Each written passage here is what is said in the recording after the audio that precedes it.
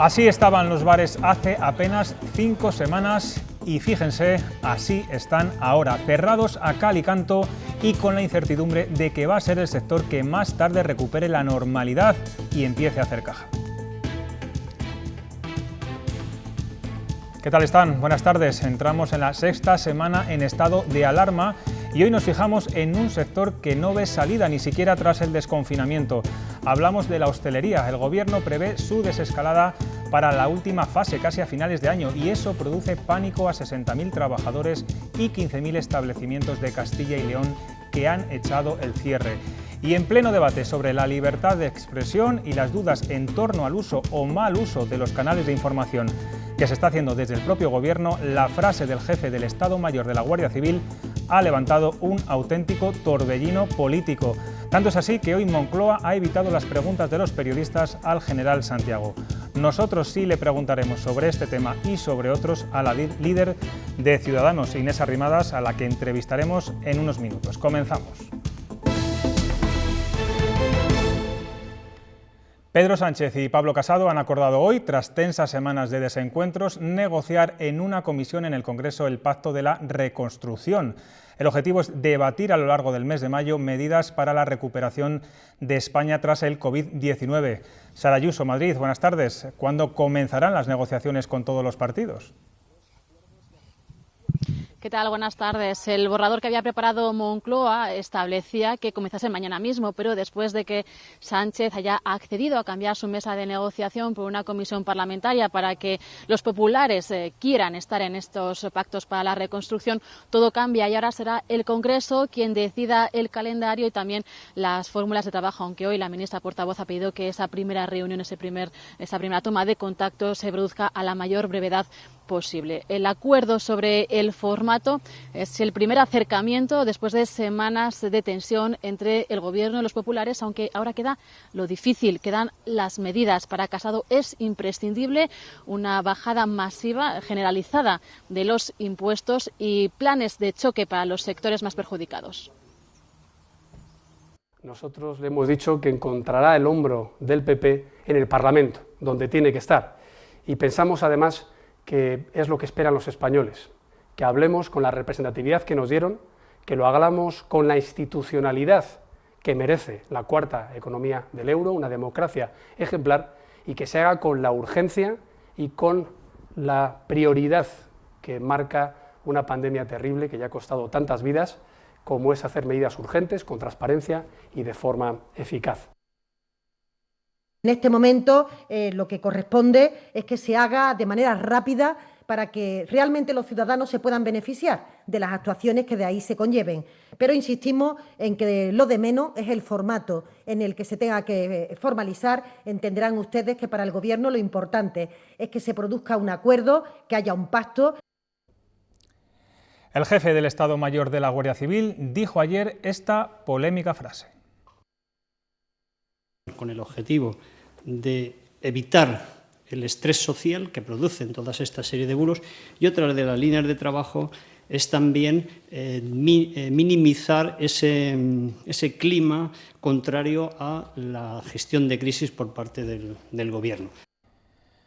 Una declaración que ha provocado una tormenta política y social. La oposición pide explicaciones, el ministro Marlaska habla de lapsus y hoy Moncloa ha evitado que los periodistas preguntaran al general Santiago sobre esta cuestión, aunque él ha hablado y no ha podido disimular su nerviosismo. Y todo esto en un día en el que acabamos de saber que Facebook investiga cientos de cuentas falsas que elogian al gobierno de Pedro Sánchez. En la lucha contra esta pandemia, si hay una cosa que he aprendido, es que lo primero son las personas. No hay ideologías. De nada sirvió que la Guardia Civil aclarase las palabras del general Santiago, ni que por la tarde el ministro del Interior hablase de equivocación. Que ha debido de ser, si es así, vuelvo a decir, si esas son las expresiones que ha proferido, un lapsus del general. Santiago Abascal ha anunciado que Vox presentará una denuncia a los juzgados para que se investigue si ha existido o se ha ejecutado la orden ministerial de minimizar las críticas al Ejecutivo. El utilizar terminología o frases que podamos decir personas que estamos ya al límite de nuestra capacidad, de nuestra resistencia, para hacernos daño como equipo, yo creo que no es algo decente. Tanto Partido Popular como Ciudadanos piden la comparecencia urgente en el Congreso de los Diputados del ministro Marlaska, además del secretario de Estado de Seguridad y de la directora general de la Guardia Civil. Según su portavoz Cayetana Álvarez de Toledo, el Gobierno está pudriendo las instituciones. El portavoz de Podemos, Pablo Echenique, habla de equivocación y bulo de la derecha al hablar de persecución. Quien no se ha mostrado muy convencida con las explicaciones del ministro Marlaska, incluso cree que el Gobierno ha manchado el buen nombre de la Guardia Civil, es la líder de Ciudadanos, Inés Arrimadas, con la que vamos a hablar desde su casa en Madrid. Buenas tardes, señora Arrimadas, y gracias de nuevo por atender a Castilla y León Televisión. Buenas tardes, ¿qué tal? Las polémicas declaraciones del general Santiago han provocado, como decíamos, un auténtico torbellino, un huracán político. ¿Usted cree que esto fue un lapsus o quiso decir lo que dijo? Yo creo que hay que dar explicaciones y esto el Gobierno no lo puede despachar diciendo que ha sido un lapsus.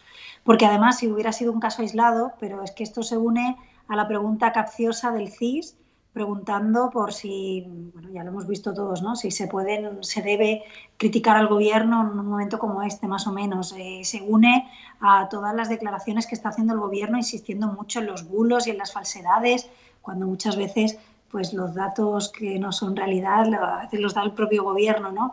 Se une a la investigación que está haciendo Facebook con cuentas que están defendiendo al Gobierno. Es decir, el ministro tiene que venir al Congreso, tiene que dar explicaciones.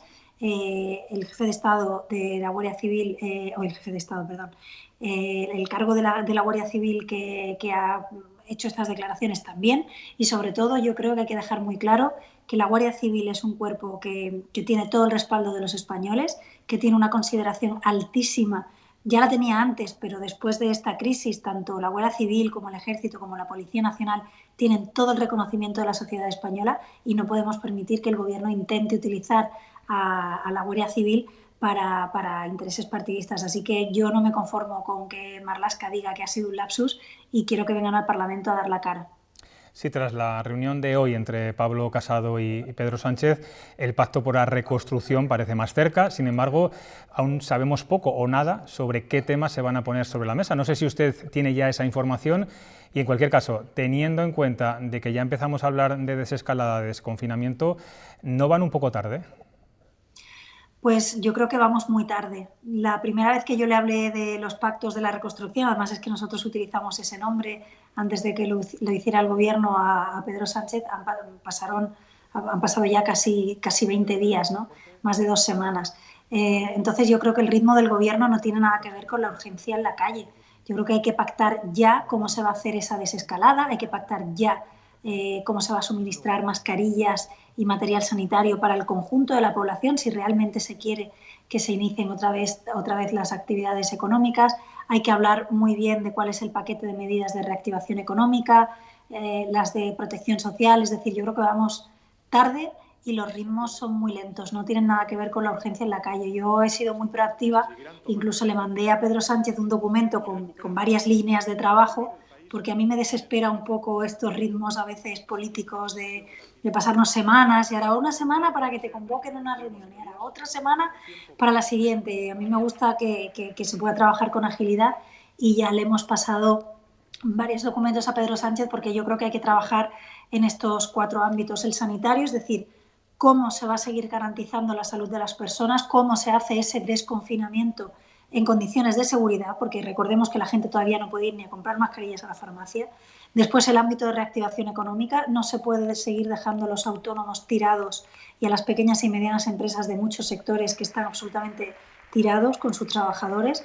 Y luego el tema de protección social, que tiene que ser un paquete de medidas, obviamente sensatas y que tengan relación con las de reactivación económica. Yo creo que si nos centramos en estas cuestiones, sí que puede haber un pacto y sobre todo además es que será un cambio de actitud, porque hasta ahora el Gobierno ha estado improvisando, lo hemos visto todos, ha estado actuando de manera unilateral, muchas veces sin contar con nadie, y yo creo que esa es la oportunidad para que el Gobierno deje de actuar de esa manera y empecemos a actuar de una manera sensata, consensuada y con un plan que todos los españoles vean que el Gobierno tiene un plan para hacer frente a esta crisis. Si es para eso, Ciudadanos sigue tendiendo la mano y vamos a seguir tendiendo la mano al Gobierno, no para tapar sus errores, que son muchos y muy graves, sino para precisamente que no se sigan produciendo. Sí, hablaba usted de cambio de actitud. Se está notando un cierto cambio también en la estrategia de Ciudadanos respecto al gobierno de Sánchez. Se ha pasado del antisanchismo de Albert Rivera a esa voluntad de acuerdo, desmarcándose fundamentalmente de la parte del gobierno que lidera Podemos. ¿Esto es por las circunstancias complejas de la crisis del coronavirus o porque quizá parte de la caída de Ciudadanos en las generales fue la firme oposición de su partido a pactar con Pedro Sánchez? Bueno, yo no creo que sea ninguna estrategia, esto es convicción. Estamos en una pandemia sin precedentes, se están muriendo centenares de personas cada día. Quedan muchísimas personas que probablemente no estén ni en los registros, se está destruyendo empleo, es decir, lo que yo pienso de Pedro Sánchez y de Podemos y de su gobierno lo sabe toda España. Yo intenté por todos los medios que ese gobierno con Podemos dentro y dependiendo de los separatistas no se formara, ofrecí una vía alternativa que fue la vía 221, que era un acuerdo constitucionalista entre PP, PSOE y Ciudadanos, que yo creo que hubiera sido muchísimo mejor para España, pero ahora es el gobierno que tenemos. Insisto, lo que yo pienso de este gobierno lo sabe toda España, pero sí que quiero ser útil y critico las decisiones erróneas del gobierno, denuncio los errores del gobierno, pero a la vez propongo y tiendo la mano para que se corrijan. Yo creo que es la opción, la única que me sale y creo sinceramente que es la más útil. Yo no sería una oposición útil si no denunciara los errores del gobierno, pero tampoco sería una oposición útil si no propusiera cosas, si no tendiera la mano y no intentara por todos los medios que tengo al alcance que el gobierno corrija el rumbo y que podamos mejorar entre todos la respuesta a esta crisis. Así que no lo hago por otra cosa más que por convicción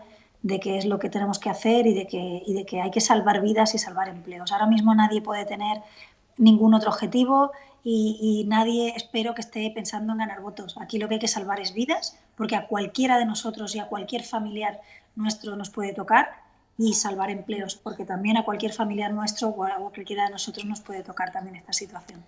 Queda claro. La última encuesta de Sigma 2 que hemos visto este fin de semana revela que los españoles quieren reforzar el bipartidismo. De hecho, PP y PSOE aglutinan casi el 60% de los votos con subidas en ambos partidos. ¿La crisis del coronavirus también va a cambiar los planteamientos políticos de los ciudadanos? Yo la verdad es que no estoy siguiendo mucho las encuestas estas de intención de voto, no creo que sea lo importante ahora.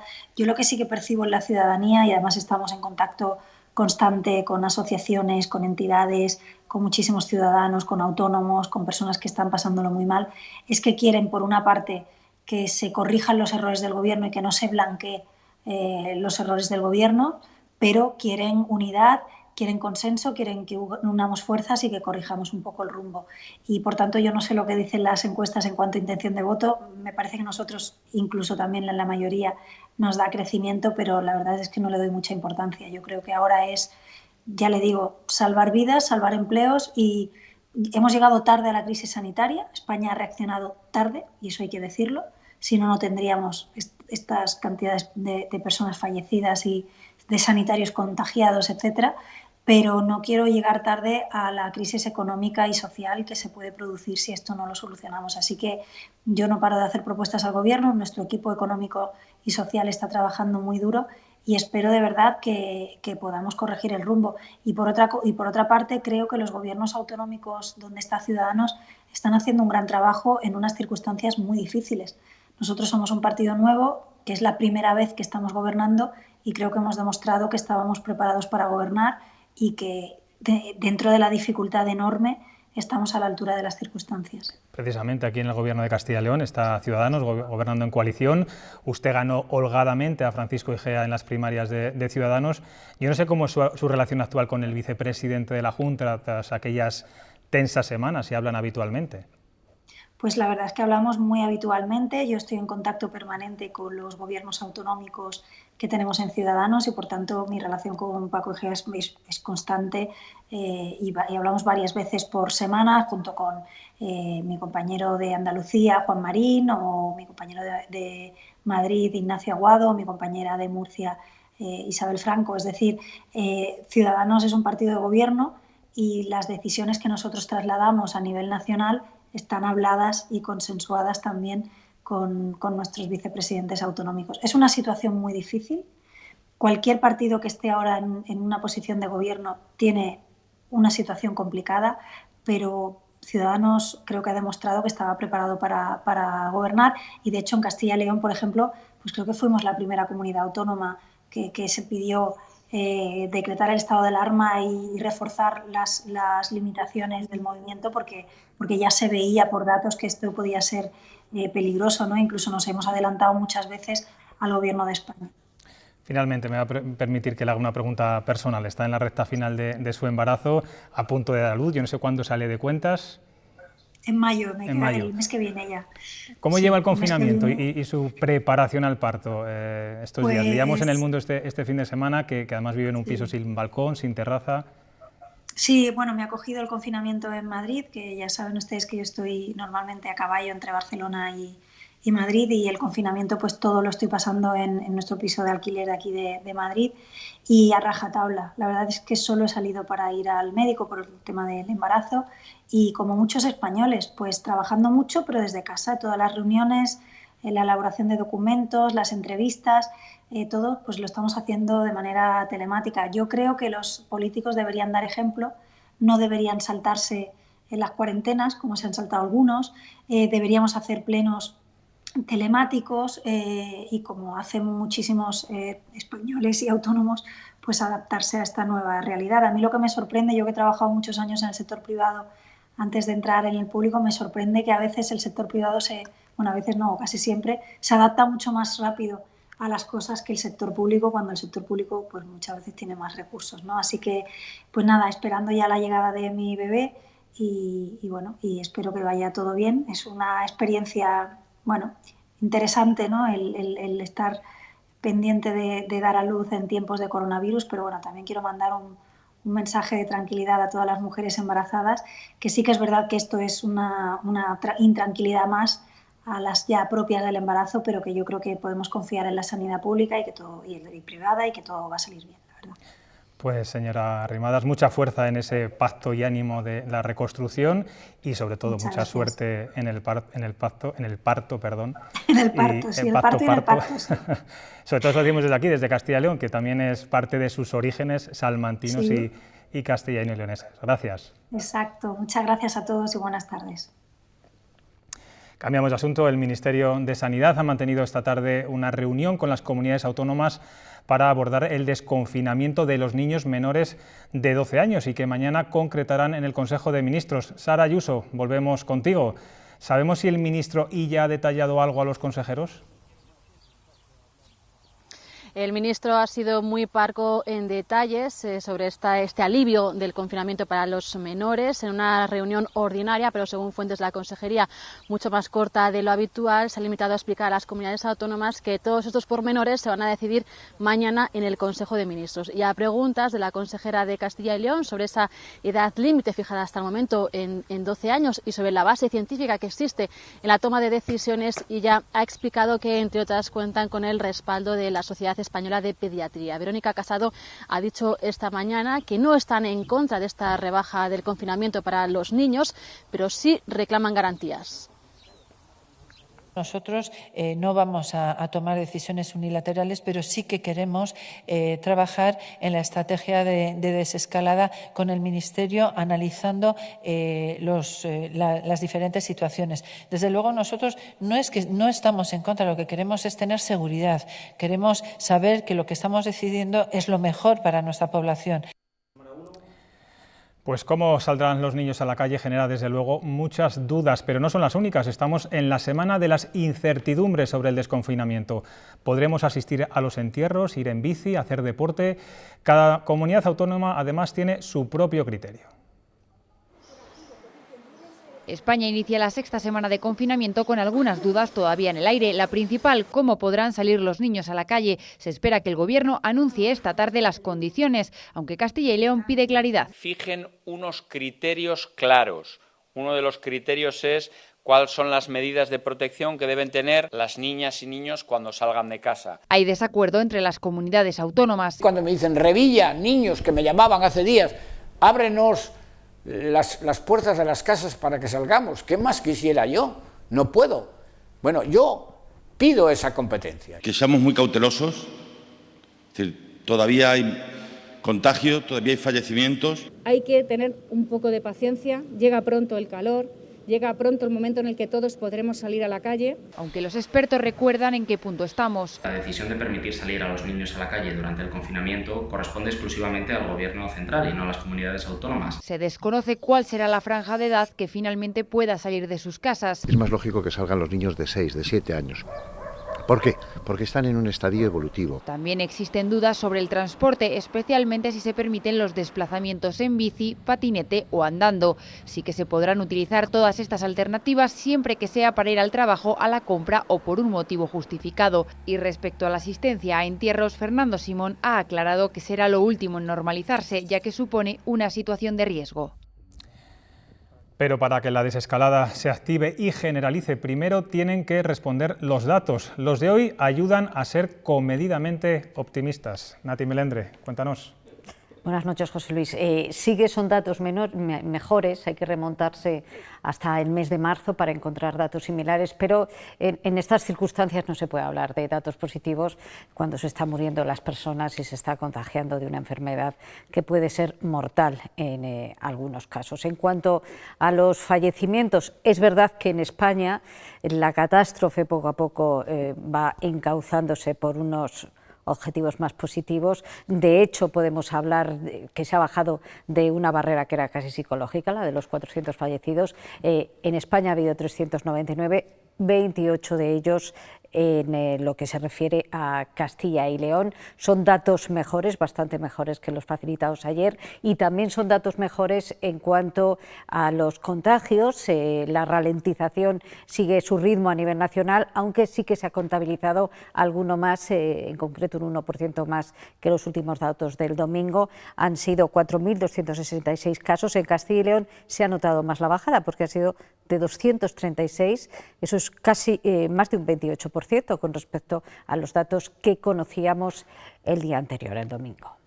Vemos que esos datos de contagios han descendido, pero Nati, hay una provincia que nos llama especialmente la atención. Pues sí, nos sigue llamando la atención Segovia. Siguen los datos disparados, los datos de contagio con respecto a Castilla y León. Es la provincia que más datos está teniendo. La pandemia se está cebando en Segovia y lo vemos, son 78 de los casos registrados en las últimas horas se han producido en esta provincia. Destacan también los 21 de Ávila, también una provincia muy poco poblada. Porcentualmente podemos decir que los datos se están produciendo en las provincias más despobladas, aunque también destaca el caso de Soria. En Soria ya sabemos que la incidencia ha sido muy elevada durante toda la pandemia, pero es verdad que ayer solo se han registrado 6 casos. Son datos que, según la propia consejera, hay que tomar con mucha cautela.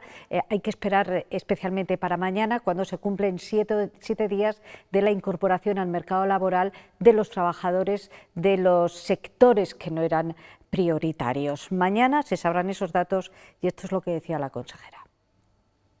Con el efecto fin de semana, yo creo que es prudente esperar al martes o miércoles, ver que no se produce ningún repunte. Si no se produce ningún repunte, es que la reincorporación ha sido correcta y lo hemos hecho bien. Es decir, hemos sido protegidos, hemos tenido en cuenta el lavado de manos, hemos tenido en cuenta la distancia.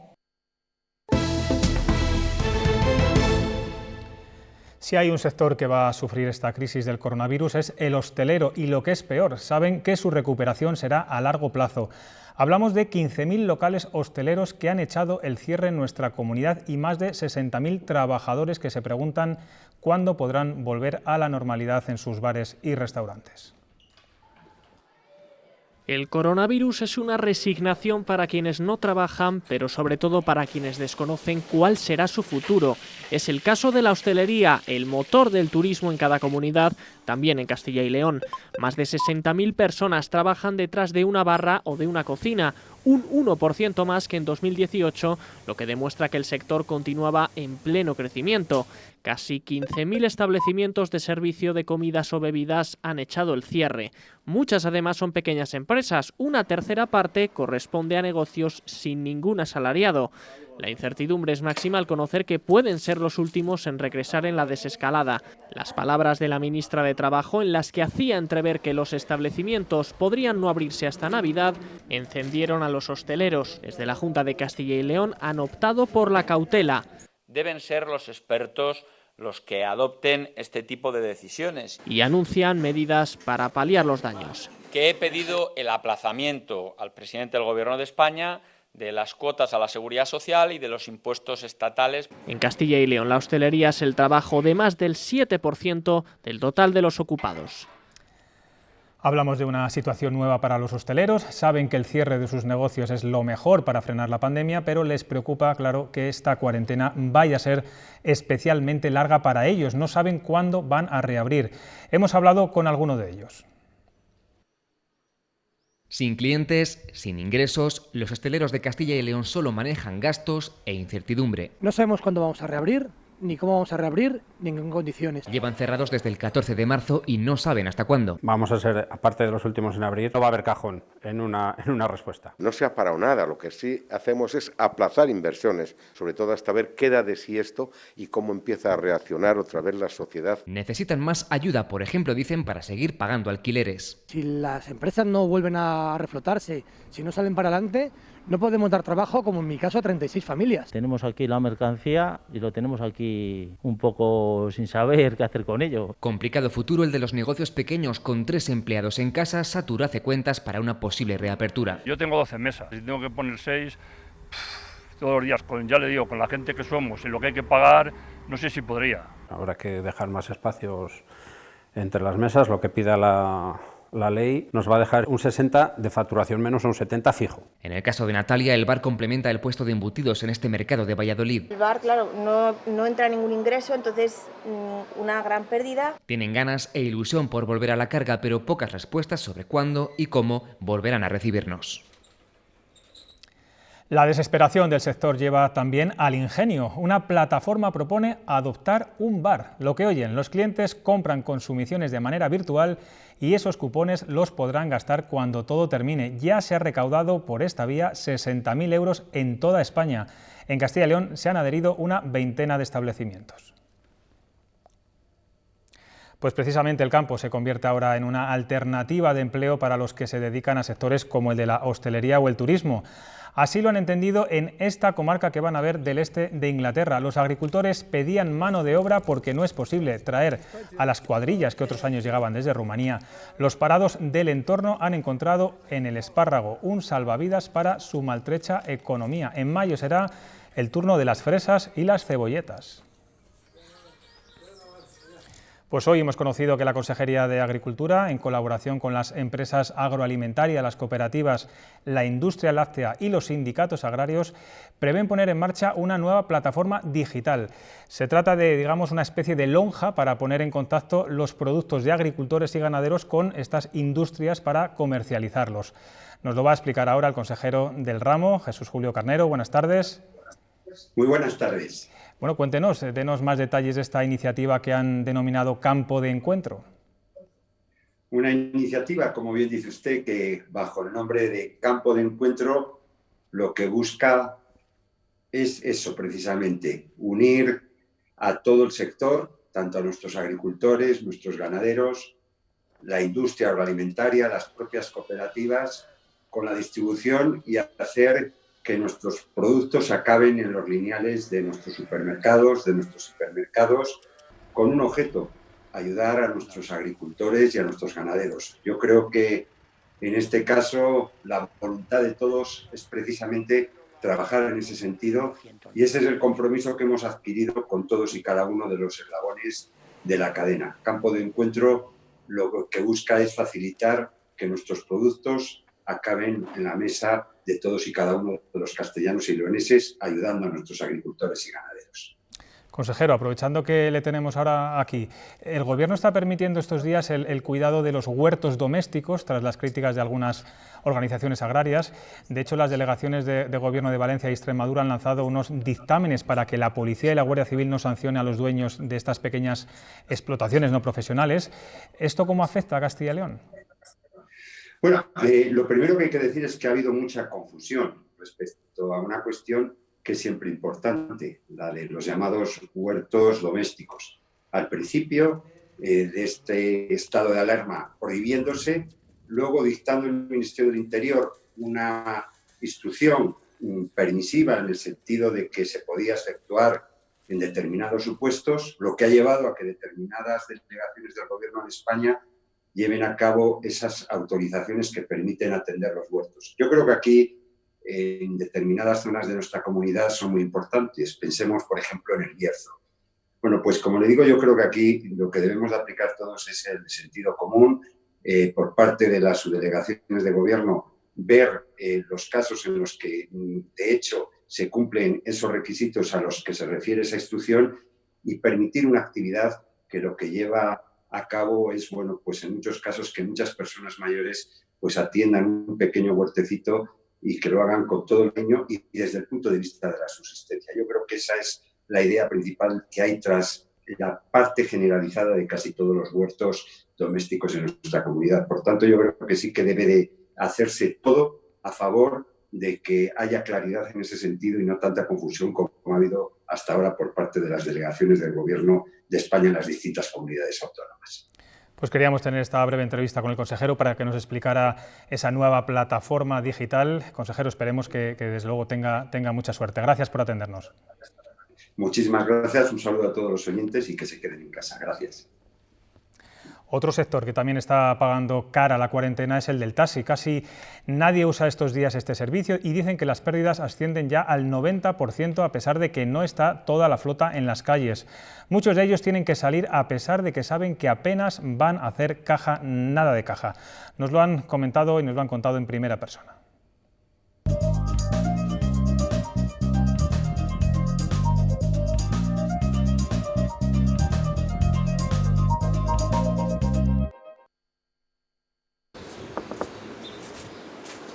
Encontramos a Pedro leyendo.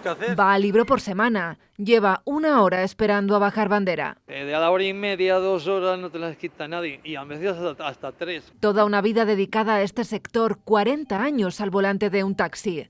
Pedro ha vivido otras crisis, pero ninguna como esta. De hacer 20, 30 carreras diarias a hacer 6 máximo de media. Y eso se nota en las ganancias y en su bolsillo. Sus pérdidas rondan el 85%. Sales porque tienes que dar servicio a la ciudadanía, pero compensar no te compensa. Trabaja de 7 de la mañana a 7 de la tarde. Ha reforzado todas las medidas de seguridad. Tenemos que desinfectar el taxi, las manillas, los tiradores. Pero a pesar de ello, esta es la imagen que se repite en todas las paradas. En una mañana se dan 100 servicios, cuanto antes un día normal se podían dar más de 1000 fácilmente. Nos montamos en el taxi de Pedro. Queremos ver cómo están las calles. Vamos para allá. No hay gente y por lo tanto no hay clientes. Lo único que te queda es tener optimismo, porque si no tienes optimismo que esto pueda levantar, no vamos a arreglarlo. Y con mente positiva se despide este taxista. Suerte. Ahora solo espera que hoy pueda dar algún servicio. El presidente de la Junta se ha reunido hoy por videoconferencia con los empresarios. Les ha querido agradecer su implicación a la hora de potenciar el teletrabajo y ha asegurado que se volcará en la resolución de los ERTEs. También les ha garantizado que seguirá fortaleciendo los instrumentos de liquidez y crédito para la recuperación empresarial tras la pandemia.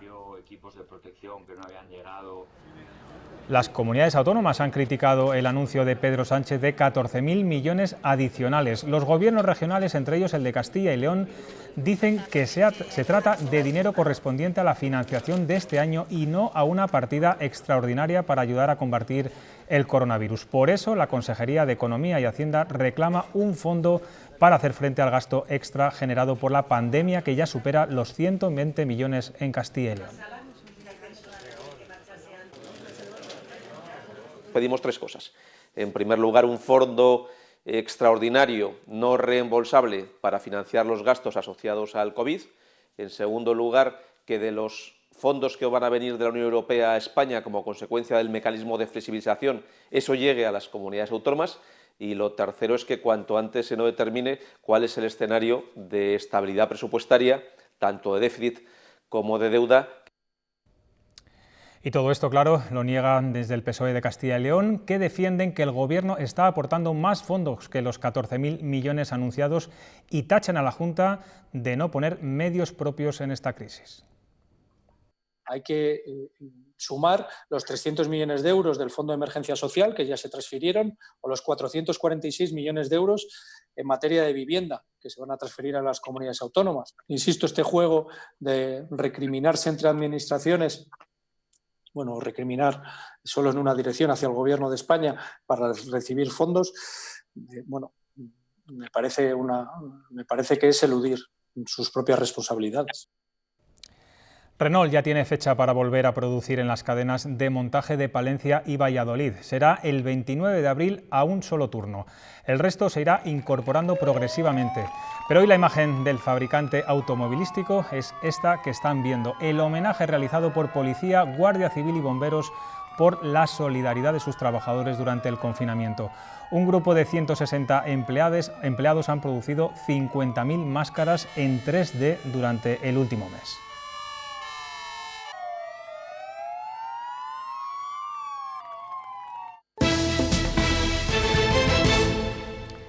Las iglesias están cerradas y los fieles acuden a misa a través del televisor o por internet. La Conferencia Episcopal quiere dar la vuelta a esta situación. Lidia Corral, ¿qué pasos van a dar?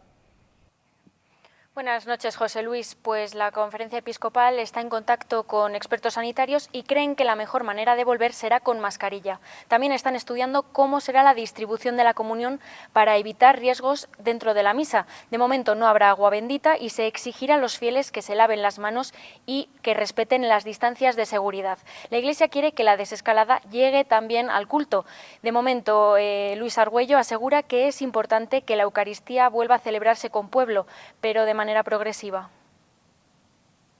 El uso de mascarillas, desde ahí pensar en una manera de ver cómo distribuir la comunión, ¿no? Y este es nuestro deseo en estos días, de poder conversar tanto a escala del gobierno central como también en la relación con las delegaciones del gobierno y con las comunidades autónomas, para poder hacer esto sin dar pie a situaciones problemáticas, a intervenciones de la policía. La crisis del coronavirus también acaba con las fiestas patronales de León. El ayuntamiento suspende las de San Juan y San Pedro, que se iban a celebrar a finales del mes de junio. Y hoy era el día para que el alcalde de Benavente concediera el toro enmaromado. Los vecinos lo han pedido desde los balcones. Habrá toro, pero no el 10 de junio como estaba previsto. Si el virus lo permite, será en agosto o septiembre. A estas horas los salmantinos estarían recogiendo los restos del hornazo tras esa jornada festiva del lunes de aguas. El entorno del puente romano y las inmediaciones de la ciudad han estado por primera vez totalmente vacías, pero el confinamiento no ha impedido que en sus casas e incluso en los balcones celebren esta tradición con este producto tan típico.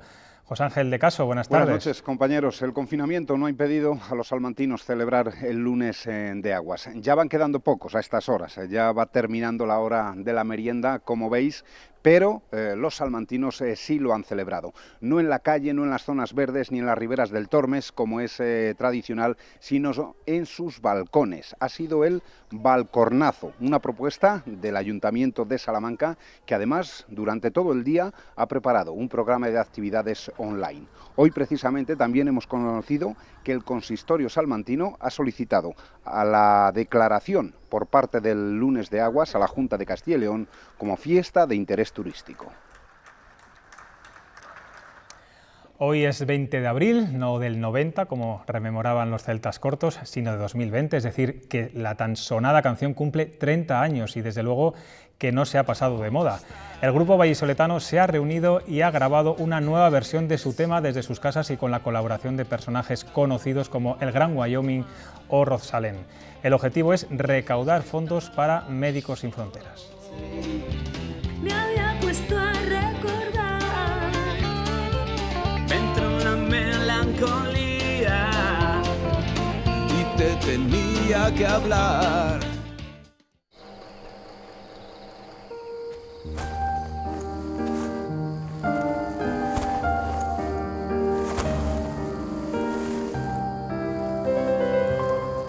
Dar el mejor descanso a las vacas es uno de los requisitos fundamentales para la obtención del certificado de bienestar animal. Y eso sucede en todas las granjas con las que trabajamos en Leche Pascual. Porque cuanto mejor esté la vaca, mejor será la leche.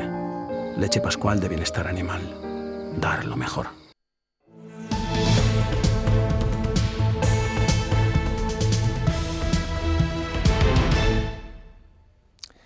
La Liga ACB de baloncesto ya ha decidido qué hacer para acabar la temporada. Javier Mardones, buenas tardes. El acuerdo ha sido unánime.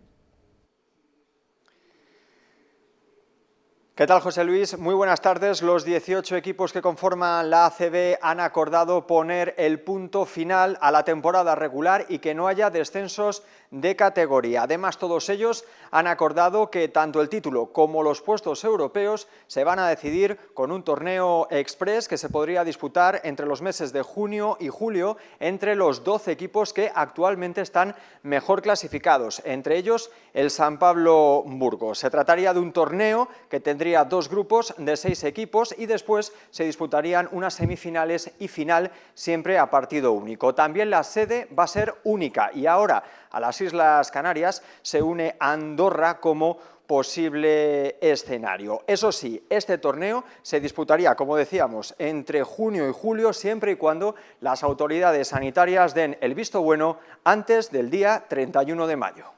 Estamos muy contentos con la posibilidad que se ha abierto de poder acabar la competición, siempre y cuando las autoridades lo permitan, y bajo este sistema de competición que puede hacer que un equipo modesto como nosotros pues podamos dar la campanada y meternos en semifinales.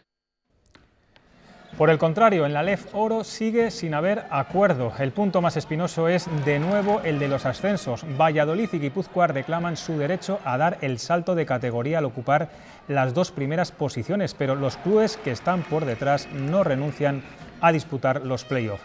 Este sería con formato reducido y siempre cuando las circunstancias sanitarias lo permitan. Este jueves, tercera reunión. Por mucho que lo veamos en la televisión, por mucho que lo veamos en los telediarios, la realidad supera la ficción. Quieres ayudar, quieres protegerles e intentas poner todos los medios, pero sientes impotencia por la falta de medios. Esperanza Mendoza es árbitra profesional de baloncesto. Desde 2017 dirige partidos al máximo nivel, tanto en España como en Europa. Pero también es auxiliar de enfermería. Su mensaje es tan claro como contundente. Esperanza es una más en la lucha contra el coronavirus. Trabaja en una residencia de mayores de Salamanca. Desde hace años, Esperanza Mendoza ha servido de inspiración para las niñas que sueñan con dedicarse al arbitraje. Ahora, con las competiciones paradas, Esperanza también se ha convertido en un ejemplo fuera de la cancha. Llevaba 2 semanas en casa, parada, teniendo la formación, creo que debía dar el paso. Graduada en Educación Social y auxiliar de enfermería, Esperanza ha cambiado el silbato por los EPIs para aportar su granito de arena en una residencia de personas mayores de la provincia de Salamanca. Jornadas de 7-8 horas súper intensas en las que no paras ni un momento, dándoles de comer, limpiándolos, haciéndoles cambios posturales, dándoles la medicación, controlando temperaturas.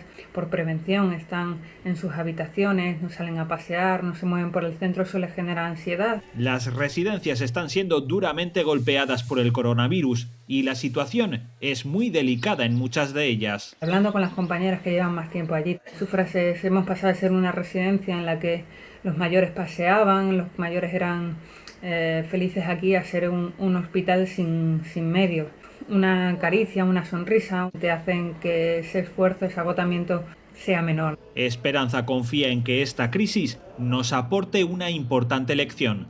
Durante el año lo que hacemos es valorar mucho las pequeñas cosas y valorar poco lo que ahora echamos de menos, que son los abrazos, los gestos, el cariño, la familia. A la espera de volver a las pistas, ella, al igual que todos los sanitarios, se ha ganado el aplauso de la sociedad española. Y hoy, para irnos, lo vamos a hacer desde Oslo, en Noruega, donde el freestyler Tobias Bex se ha subido a una grúa a cientos de metros de altura para llevar a cabo este reto de lo más peculiar y peligroso. El vídeo ya se ha hecho viral en las diferentes redes sociales y en él se ve al pelotero noruego dando toques de balón sin que se caiga la pelota, colgado con un arnés. Con esta imagen de vértigo nos despedimos. Feliz noche y hasta mañana.